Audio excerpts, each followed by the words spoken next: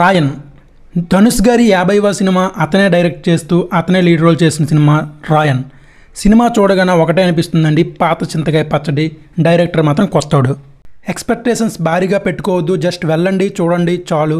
ఇక రాయన్ main story విషయానికి వచ్చేస్తే, చిన్నప్పుడు ఇద్దరు తమ్ముళ్ళు ఒక చెల్లితో అన్న అయినటువంటి ధనుష్ ఊరు నుంచి బయటకు వచ్చి ఒక టౌన్లో తన జీవనాన్ని సాగిస్తూ ఉంటాడు. అలాంటి ఫ్యామిలీకి ఎదురయ్యే సమస్యలు ఏంటి, అసలు స్టోరీ ఏంటి అన్నదే సినిమా. ఇక సినిమా ఫస్ట్ హాఫ్లో ఒక్కొక్కరి క్యారెక్టర్ స్వభావం ఎలా ఉంటుందో చెబుతూ మంచి ఇంటర్వల్ బ్యాంగ్ ఇస్తూ సినిమాని సెకండ్ పార్ట్కి పట్టుకువెళ్తాడు. సెకండ్ పార్ట్ ఏదైనా ఎమోషన్గా వెళ్తుందంటే దాన్నే కొంచెం డిఫరెంట్గా తీశాడు మన ధనుష్ గారు. ఇక ఫస్ట్ హాఫ్ విషయానికి వచ్చేస్తే, ఫస్ట్ హాఫ్లో మన సందీప్ కిషన్ గారు నిజంగా అద్దరగొట్టారని చెప్పాలి. అలాంటి క్యారెక్టర్ వస్తుందని అతను కూడా ఎక్స్పెక్ట్ చేసి ఉండరు. నిజంగా సందీప్ కిషన్ గారు ఈ మూవీలో అద్దరగొట్టారని చెప్పాలి. ఇక్కడ ఫస్ట్ హాఫ్లో ఒక మెయిన్ విలన్ ఉంటాడు. అతను ధనుషుని చూస్తూ వాటితో ఎందుకు పెట్టుకుంటున్నారా, నీకు బతకాలని లేదని తన అనుచరులు అంటుంటే, బాసాలాగా ఏదైనా ఫ్లాష్ బ్యాక్ ఉంటుందేమో అని నేను అనుకున్నా, కానీ ఎక్స్పెక్ట్ చేసింది ఏమీ ఉండదు.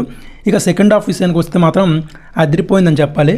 సెకండ్ హాఫ్లోనే కొంచెం బాగుంటుంది, అంటే యాక్షన్ సీన్స్ ఉండి బాగుంటుంది. ప్లస్ సిస్టర్ క్యారెక్టర్ చేసిన ఆవిడైతే ఇరగ్గొట్టిందని చెప్పాలి తన యాక్టింగ్తో. అండ్ ఆవిడకి ఇచ్చిన క్యారెక్టర్ 100% న్యాయం చేసిందని చెప్పాలి.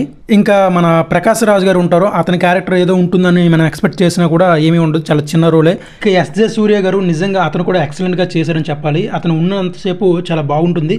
మెయిన్గా సెకండ్ పార్ట్లో నాకైతే ఒక సీన్ బాగా నచ్చింది. ఎస్జే సూర్య చాలా టెన్షన్ పడుతుంటే వరలక్ష్మి భోజనం చేస్తుంటుంది. ఆ సీన్ అయితే ఎక్సలెంట్గా ఉంటుంది. ఇక కాళిదాస్ జయరామ్ ఉన్న క్యారెక్టర్ అయినా బాగానే చేశాడు. మెయిన్ క్యారెక్టర్స్ చాలా మంచి క్యారెక్టర్స్ తీసుకున్న ధనుష్ గారు మాత్రం సినిమాలో వాళ్ళని ప్రాపర్గా వినియోగించుకోలేదని చెప్పాలి. ఒక్క సందీప్ కిషన్ గారిని అండ్ ఆ చెల్లెలుగా యాక్ట్ చేసిన ఆవిడని ఇద్దరిని మాత్రం బాగా వినియోగించుకున్నాడని చెప్పాలి. ఇక ధనుష్ గారి విషయానికి వస్తే, తను ఎలాంటి క్యారెక్టర్ అయినా చింపి పడేస్తారు. తన సంగతి అందరికీ తెలిసిన విషయమే. సైలెంట్గా ఉంటూ తన క్యారెక్టర్ని ఎలా చూపించాలా అన్న విషయంలో ధనుష్ గారు 100% న్యాయం చేశారని చెప్పాలి. ఇక ఈ సినిమాలో మెయిన్గా చెప్పుకోవాల్సింది డైరెక్షన్. ధనుష్ గారు హీరోగా యాక్ట్ చేసిన చాలా మూవీస్ చాలా డిఫరెంట్గా ఉంటాయి. అయితే తను డైరెక్ట్ చేసిన మూవీని ఎందుకు మరి డిఫరెంట్గా ఎంచుకోలేదో నాకైతే తెలియదు. రెగ్యులర్గా జరిగే ఒక స్టోరీని తీసుకొని దాంతో ఏదో మ్యాజిక్ చేస్తామనుకున్నారు, కానీ థియేటర్కి వెళ్ళిన ప్రేక్షకులకి కొన్ని సీన్స్ వరకు బాగానే అనిపిస్తుంది, కానీ థియేటర్ నుంచి బయటకు వచ్చాక అరే ఇలాంటి మూవీ ఎప్పుడో చూసామా అన్నట్లు ఫీలింగ్ కలుగుతుంది. ఈ సినిమాలో డైరెక్షన్ పరంగా మన ధనుష్ గారు బాగానే చేశారు, కానీ ఒక డిఫరెంట్ మూవీని తీసుంటే మాత్రం ప్రేక్షకులు మాత్రం అదిరిపోయే ట్రీట్ ఇచ్చేవారు మన ధనుష్ గారికి. ఇక ఏఆర్ రెహమాన్ గారి విషయానికి వస్తే బీజిఎం ఇరగ్గొట్టేశారని చెప్పాలి. ఏఆర్ రెహమాన్ గారికి మనం ఎలాంటి తక్కువ అంచనా వేయలేము. అతను ఏజ్ పెరగకూడదు, తన బీజిఎంతో తన పాటలతో మనల్ని ఇంకా ఉర్రూ తొలగిస్తూనే ఉంటారు.